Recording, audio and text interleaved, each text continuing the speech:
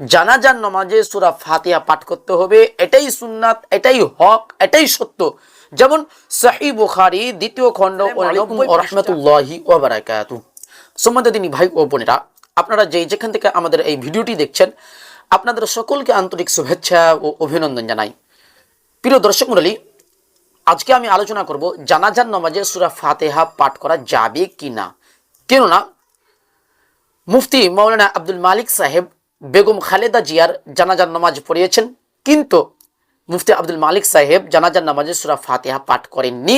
এই জন্য বর্তমান সময়ে সোশ্যাল মিডিয়া একদম তোলপাড়। প্রিয় দর্শক মণ্ডলী, জানাজার নামাজে সূরা ফাতিহা পাঠ করতে হবে কি হবে না, এই নিয়ে আহলে ইলমদের মধ্যে ইখতিলাফ, মতভেদ রয়েছে। পক্ষান্তরে পবিত্র কোরআন এবং সহিহ সুন্নাহ অনুযায়ী জানাজার নামাজে সূরা ফাতিহা পাঠ করতে হবে, এটাই সুন্নাত, এটাই হক, এটাই সত্য। যেমন সহিহ বুখারী দ্বিতীয় খণ্ড 89 পৃষ্ঠা হাদিস নম্বর 1335 নম্বর হাদিসে রয়েছে। তালহা বিন আব্দুল্লাহ বিন আউফ তাবিঈ রাহিমাহুল্লাহ বলেন, সাল্লাইতু খালফা বিন আব্বাস রাদিয়াল্লাহু তাআলা আনহুমা আলা জানাজাতিন, যে আমি আব্দুল্লাহ বিন আব্বাস রাদিয়াল্লাহু তাআলা আনহুর পিছনে জানাজার সালাত নামাজ আদায় করেছি। ফাকারা বিফাতিহাতিল কিতাব, তিনি জানাজার নামাজে সূরা ফাতিহা পাঠ করেছেন। ক্বালা, এবং তিনি বলেছেন, লিয়ালামু আন্নাহা সুন্নাতুন, যাতে করে মানুষজন জেনে নেয় এটা একটা রাসূলুল্লাহ সাল্লাল্লাহু আলাইহি ওয়াসাল্লামের সুন্নাত। প্রিয় দর্শক মণ্ডলী, অত্র হাদিস থেকে স্পষ্টভাবে প্রমাণ পাওয়া যায় যে জানাজার নামাজে সূরা ফাতিহা পাঠ করা এটা একটা সুন্নাত। প্রিয় দর্শক মণ্ডলী, সাহাবী যদি কোনো কিছুকে সুন্নাত বলে, তাহলে এর দ্বারা উদ্দেশ্য হচ্ছে রাসূলুল্লাহ সাল্লাল্লাহু আলাইহি ওয়াসাল্লামের সুন্নাত। এটা মারফু হাদিসের হুকুম পর্যায়ে হয়ে যায়। যেমন মুফতি নাসরুদ্দিন চাঁদপুরি হানাফি দেওবন্দি সাহেব বলেছেন, কোনো সাহাবী সুন্নাত বলে কোনো কিছু বর্ণনা করলে সেটা জুমহুর মুহাদ্দিসিনের মতে মারফু হাদিস পর্যায়ের বলে বিবেচিত হয়, অর্থাৎ যেন স্বয়ং নবী সাল্লাল্লাহু আলাইহি ওয়াসাল্লাম সেটা ইরশাদ করেছেন। হানাফি কেল্লা দ্বিতীয় খণ্ড 33 পৃষ্ঠা। অর্থাৎ আব্দুল্লাহ বিন আব্বাস বলেছেন যে এটা একটা সুন্নাত, এর দ্বারা উদ্দেশ্য যে এটা রাসূলুল্লাহ সাল্লাল্লাহু আলাইহি ওয়াসাল্লাম সুন্নাত, এটা রাসূলুল্লাহ সাল্লাল্লাহু আলাইহি ওয়াসাল্লাম নিজেই বলেছে। নাসরুদ্দিন চাঁদপুরি এই কথা বলতে চেয়েছেন। প্রিয় দর্শক মণ্ডলী, একই কথা ইমাম হাকিম রাহমাহুল্লাহ বলেছেন। ইমাম হাকিম রাহমাহুল্লাহর মৃত্যু 405 হিজরিতে। তিনি বলেছেন, ওয়াকাদ আজমাউ আলা আন্না কাউলাস সাহাবী সুন্নাতুন হাদিসুন মুসনাদুন, অর্থাৎ আহলে ইলমদের এই বিষয়ে ইজমা, ঐকমত্য রয়েছে যে কোন সাহাবী যখন বলেন এটি সুন্নাত, তখন এর দ্বারা উদ্দেশ্য হয় মারফু হাদিস। আল মুস্তাদরাক আলা সহিহাইন প্রথম খণ্ড 510 পৃষ্ঠা হাদিস নাম্বার 1323 নম্বর হাদিসের অধীনে ইমাম হাকিম রাহিমাহুল্লাহ বলেছেন। প্রমাণিত হলো যে জানাজার নামাজে সূরা ফাতিহা পাঠ করা এটা রাসূলুল্লাহ সাল্লাল্লাহু আলাইহি ওয়াসাল্লামের সুন্নাত। প্রিয় দর্শক মণ্ডলী, এবার আমি আলোচনা করব যেই সকল ইমামগণ এই হাদিস দ্বারা জানাজার নামাজে সূরা ফাতিহা পাঠ করতে হবে এই মত পোষণ করেছে, তার মধ্যে অন্যতম হচ্ছে আমিরুল মুমিনিন ফিল হাদিস ইমাম বুখারী রাহমাহুল্লাহ।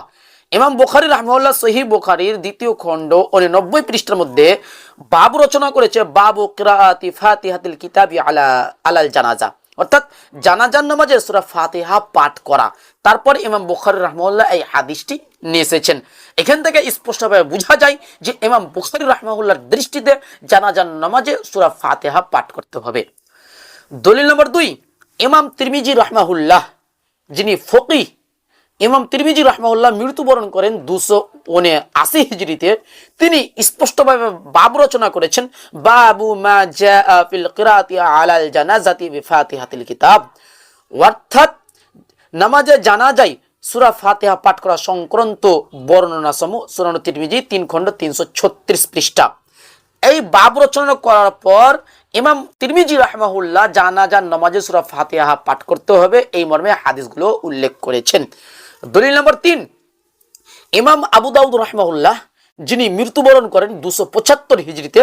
ইমাম আবু দাউদ রাহমাহুল্লাহ বাব রচনা করেছেন, বাবু মা ইউকরাউ আলাল জানাজা, অর্থাৎ নামাজে জানাজায় যে বিষয়সমূহ পাঠ করা হয় তার বিবরণ। তারপর এই হাদিসটা দ্বারা তিনিও ইস্তেদলাল করেছেন যে জানাজার নামাজে সূরা ফাতিহা পাঠ করতে হবে। সুনান আবি দাউদ 5 খণ্ড 108 পৃষ্ঠা হাদিস নাম্বার 3198 নম্বর হাদিসের অধীনে ইমাম আবু দাউদ রাহমাহুল্লাহ বাব রচনা করেছেন। দলিল নম্বর 4, ইমাম ইবনে মুনজির রাহমাহুল্লাহ যিনি মৃত্যুবরণ করেন 319 হিজরিতে, তিনি বাব রচনা করেছেন যিকরু কিরাআতি ফাতিহাতিল কিতাবি ফি সলাতি আলাল জানাজাতি বা'দা তাকবীরাতিল উলা, অর্থাৎ প্রথম তাকবীরের পর জানাজার নামাজে সূরা ফাতিহা পাঠের আলোচনা। আল আওসাত 5 খণ্ড 436 পৃষ্ঠা।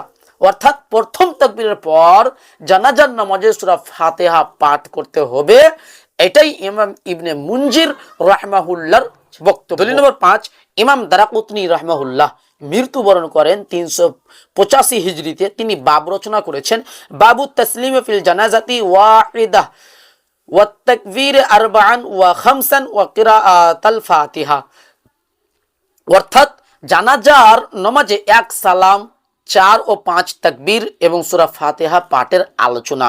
সুনানুদ দারাকুতনি 2য় খণ্ড 72 পৃষ্ঠা, হাদিস নাম্বার 1817 নম্বর হাদিসের পূর্বে ইমাম দারাকুতনি রাহমাহুল্লাহ অধ্যায় রচনা করেছেন।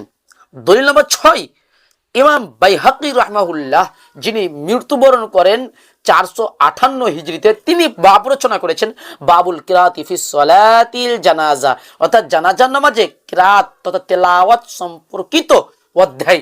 আর সুনানুল কুবরা লিল বাইহাকি 4 খণ্ড 62 নম্বর পৃষ্ঠা। এই অধ্যায় রচনা করার পর ইমাম বাইহাকি রাহমাহুল্লাহ এই হাদিসটি উল্লেখ করেছেন।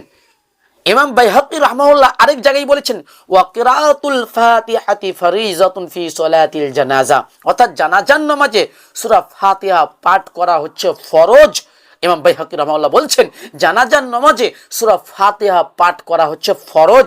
আল খিলাফিয়াত লিল বাইহাকি 4 খণ্ড 236 পৃষ্ঠা।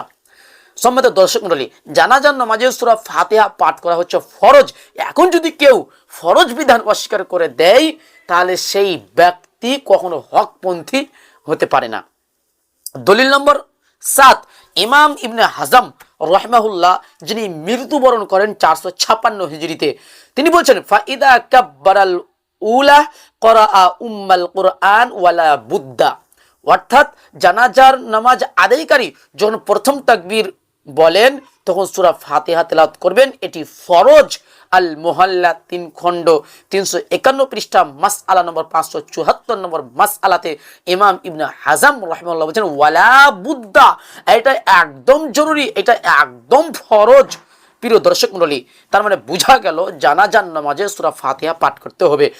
আল্লামা আব্দুল হক আল ইসবিলি রাহমাহুল্লাহ 581 হিজরিতে মৃত্যুবরণ করেন, তিনি বলেছেন, তিনি বাব রচনা করেছেন বাবু সুফুফি আলাল জানাজাতি ওয়া তাকবীর ওয়া কিরাআতি উম্মুল কুরআন, অর্থাৎ জানাজার নামাজে কাতার গঠন, তাকবীর এবং উম্মুল কুরআন তথা সূরা ফাতিহা পাঠ সংক্রান্ত অধ্যায়।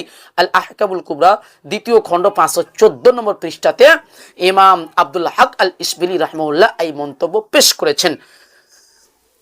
দলিল নম্বর 9, হাফিজ ইবনুল জাওজি রাহমাহুল্লাহ 597 হিজরিতে মৃত্যুবরণ করেন, তিনি বাব রচনা করেছেন তাজিবু কিরাআতুল ফাতিহাতি ফি সলাতিল জানাজা, অর্থাৎ জানাজার নামাজে সূরা ফাতিহা পাঠ করা আবশ্যক, জরুরি, ওয়াজিব। আর তাহকিক ফি আহাদিসিল খিলাফ 2য় খণ্ড 14 পৃষ্ঠা, অর্থাৎ হাফিজ ইবনুল জাওজি রাহমাহুল্লাহর দৃষ্টিতে জানাজার নামাজে সূরা ফাতিহা পাঠ করা হচ্ছে ওয়াজিব, একদম পাঠ করতেই হবে। আল্লামা নববী রাহমাহুল্লাহ 10 নম্বর দলিল, আল্লামা নববী রাহমাহুল্লাহ 676 হিজরিতে মৃত্যুবরণ করেন, তিনি বাব রচনা করেছেন বাবু কিরাআতিল ফাতিহাতি ওয়াস সালাতি আলা নবী সাল্লাল্লাহু আলাইহি ওয়াসাল্লাম ফি সলাতিল জানাজা, অর্থাৎ জানাজার নামাজে সূরা ফাতিহা পাঠ এবং নবী সাল্লাল্লাহু আলাইহি ওয়াসাল্লামের প্রতি দরুদ পাঠ সংক্রান্ত অধ্যায় খুলাসাতুল আহকাম 2য় খণ্ড 972 নম্বর পৃষ্ঠাতে উল্লেখ করেছেন। দলিল নম্বর 11, আল্লামা সানাআনী রাহমাহুল্লাহ 1182 হিজরিতে মৃত্যুবরণ করেন, তিনি বলেছেন ওয়াল হাদিসু দালিলুন আলা উজুবি কিরাআতিল ফাতিহাতি ফি সলাতিল জানাজা, এই হাদিসটি জানাজার নামাজে সূরা ফাতিহা পাঠ করা যে আবশ্যক তার প্রমাণ সুবুলুস সালাম 2য় খণ্ড 487 নম্বর পৃষ্ঠাতে স্পষ্টভাবে রয়েছে। অর্থাৎ আমি একখানা হাদিস এবং 11 জন মুহাদ্দিসের বক্তব্য আপনাদের সামনে তুলে ধরলাম যে জানাজার নামাজে সূরা ফাতিহা পাঠ করতেই হবে, এটা জরুরি, এমনকি কোনো কোনো ইমাম এটাকে ফরজ পর্যন্ত বলেছেন, কোনো কোনো ইমাম এটাকে ওয়াজিব পর্যন্ত বলেছেন। অতএব জানাজার নামাজে সূরা ফাতিহা পাঠ করা বাধ্যতামূলক, জানাজার নামাজে সূরা ফাতিহা পাঠ করা জরুরি। প্রিয় দর্শক মণ্ডলী, ইনশাআল্লাহ এই ব্যাপারে আরও ভিডিও আসছে।